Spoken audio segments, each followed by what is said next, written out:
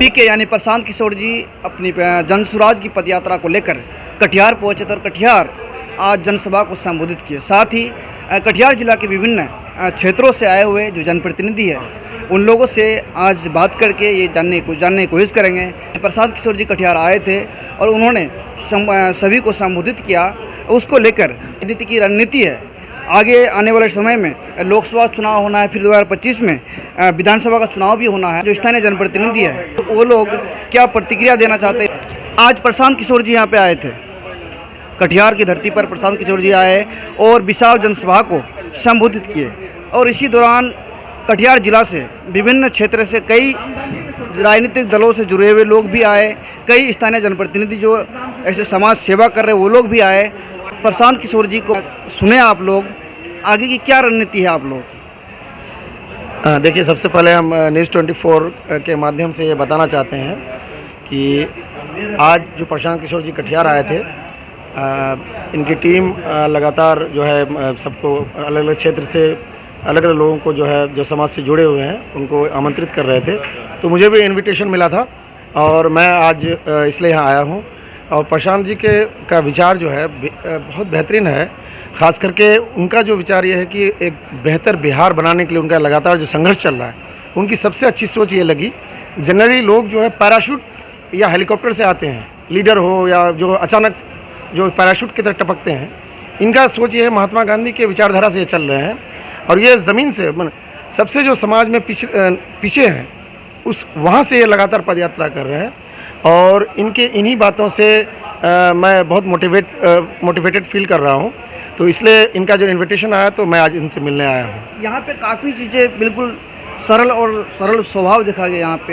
यहाँ पे सबसे बड़ी जो बात देखा गया यहाँ पुलिस प्रशासन की तरफ से जब कोई नेता आते हैं और बात फिर प्रशांत किशोर जी की हो, जो कि कई राजनीतिक पार्टियों का विशेषज्ञ रह चुका है, इतने बड़ी हस्ती, इतना बड़ा चेहरा कटिहार की धरती पर आए और प्रशासन की तरफ से कोई लोग मौजूद ना हो, इसको लेकर क्या कहना चाहते हैं। नहीं, ये तो असली देखिए इनका सोच भी यही है, जनता से बड़ा कोई नहीं है।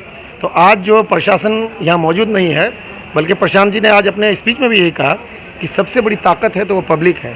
गांधी जी जब अलग अलग पूरे भारत का भ्रमण कर रहे थे या अलग अलग जगह जाते थे, वहाँ प्रशासन नहीं होती थी। तो ये फिर से मैं ये कर रहा हूँ कि इनका ये कि पब्लिक से बड़ी ताकत कोई नहीं है। और जब पब्लिक ही आपको इतना प्यार करती है तो वहाँ प्रशासन की क्या ज़रूरत है। तो ये सिद्धांत इनका बहुत बेहतरीन लगा और इसी वजह से कोई प्रशासन की ज़रूरत ही नहीं थी। यहाँ लोग बहुत ही वेल मैनर्ड थे। यहाँ पे सभी को उनकी बातों को बहुत गौर से सुने। और सबसे बड़ा जो इनका जो बिहार से जो लगाव और प्यार देखा, उसी प्यार को सबको जो है उनके इससे सहमत हैं और यहाँ पे लोग आए हैं। हम उनको बधाई भी देंगे कि बिहार में क्या जो बीड़ा उठाया बिहार को आगे बढ़ाने के लिए, तो ये एक बहुत अच्छा उनका सोच है।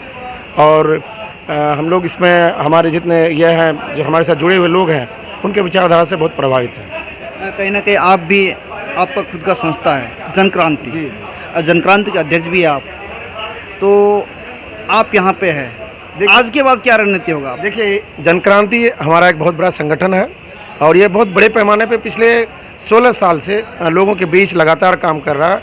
तो हम लोग जो है ये काम हम लोग का चलता रहेगा। तो हम लोग जो विचारधारा जनक्रांति का है, वही चीज़ मैं कहीं ना कहीं जनसुराज में भी बहुत मिलता जुलता देख रहा हूँ। तो आज जो हमें इन्विटेशन मिला था तो इसलिए मैं आज आया हूँ और ये जनक्रांति हमारा चलता रहेगा। और लोगों से जो जुड़ाव है, लोगों के सुख दुख में हम लोग का जो लगातार पहुँच रहे हैं, ये चलता रहेगा हम लोग का। और इसके लिए हम प्रशांत जी को भी बधाई देंगे कि वो हमारे इस कटिहार की सरजमी पे आए और लोगों से अपनी बात एक सिंपल वे में और बहुत ही आसान तरीके में रखे। इसके लिए उनको तहे दिल से शुक्रिया। और हमारा जनक्रांति चलता रहेगा और हम फिर मिलाएंगे अपने साथियों के साथ, आगे का रणनीति देखा जाएगा। शुक्रिया। आया और आपने सुनने के बाद क्या निर्णय ले रहे हैं आप लोग, कटिहार की राजनीति में क्या बदलाव देखने को मिले। यकीनन एक ऐसे ही समय का इंतज़ार था। बिहार में जो बुद्धिजीवी लोग हैं, जो मजबूरी में कहीं ना कहीं वोट करते थे, चाहे तो मुसलमान आरजेडी को कर रहे हैं या हिंदू भाई बीजेपी को कर रहे हैं, वो मजबूरी को हटाने के लिए एक नया विकल्प सामने आया है। और प्रशांत किशोर को जैसा हम लोग सुन रहे थे, आज सामने से देखा भी सुना भी, परफेक्ट वैसा ही है। और उम्मीद करते हैं उनकी बातों से ऐसा लगता है जो ये संगठन काफ़ी मजबूत होगा और आने वाले समय में संगठन मजबूत होने के बाद एक दल बनाएगा और मजबूती से लड़ेगा और बिहार में सत्ता परिवर्तन करेगा। उसमें हम सब साथ हैं। हम लोग इस संगठन को मजबूत करने में जितना जो होगा हर कुछ करेंगे और संगठन को मजबूत करेंगे। खास करके बारसोई का संगठन को हम लोग मजबूत जरूर करेंगे। आगे लोकसभा चुनाव है, प्रशांत किशोर जी ने एक बात क्लियर किया कि इस लोकसभा चुनाव से उम्मीदवार खड़ा करना या फिर अपना हिस्सेदारी लेना है लोकसभा चुनाव में, इसको लेकर क्या देखते हैं? जनसुराज तो सिर्फ लोकसभा नहीं, आने वाला समय विधानसभा की भी बात करते हैं। जहाँ आने वाले समय में जनसुराज हो या कोई दूसरी पार्टी हो, जनता अपने बच्चों को चेहरा देखते हुए वोट करे। चाहे जनसुराज का आने वाला समय वोट हो या अभी जो सामने लोकसभा है, वो जो भी कैंडिडेट सामने होगा वो अपने बच्चों की भविष्य को देखते हुए वोट करेगा, चाहे वो किसी पार्टी की हो। अच्छे को चुनने का ये आह्वान करती है और हम लोग को ऑप्शन 4-5 तो होंगे ही, उसमें से जो बेहतर होगा, जो हमारे लिए कुछ किया है या करने का आशंका है, जो करेगा हमारे लिए, लोग उसको वोट करेंगे। कैसा लगा आपको? क्या रणनीति बनेगी आगे कटिहार की राजनीति की? 24 न्यूज़ को हम प्रणाम करते हैं। जो प्रशांत किशोर जी का बारे में आपने जो है पूछा, बहुत अच्छा है।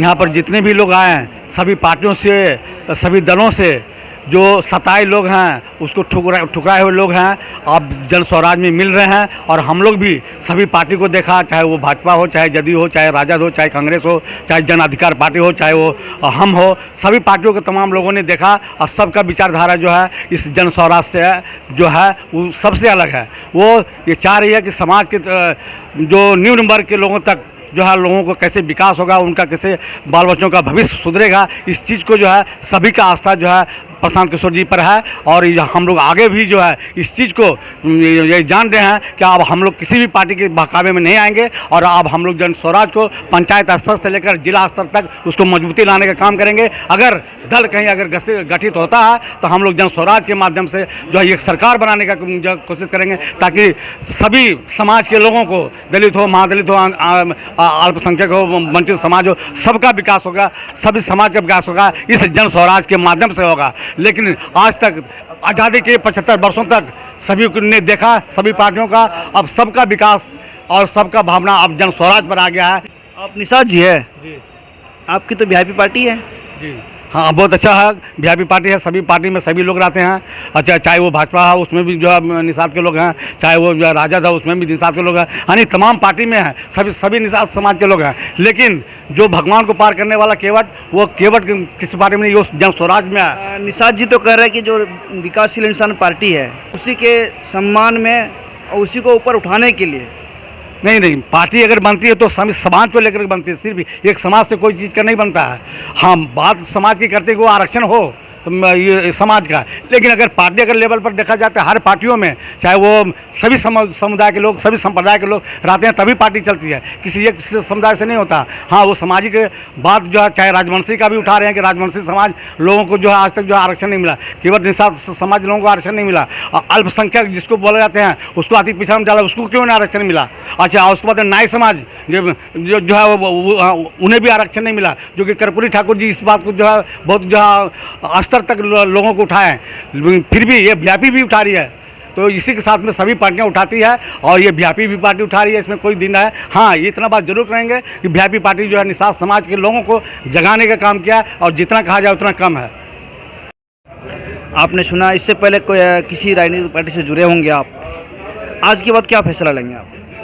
वैसे तो वही बात है कि आज तक किसी पार्टी से मैंने जुड़ा नहीं है और आज पहली बार ऐसा हुआ कि किसी पार्टी से मतलब वक्तव्य सुनने का मौका मिला और मन किया, और इसके विचारधारा को देखते हुए हम यहाँ आए। प्रशांत किशोर जी का विचारधारा बहुत ही अच्छा लगा, जिसकी वजह से हम लोग यहाँ आए बारसोई से चल करके। कहाँ से आए थे आप लोग? बारसोई से, बारसोई बाजितपुर इमातपुर पंचायत से एडवोकेट गुलाम रसूल।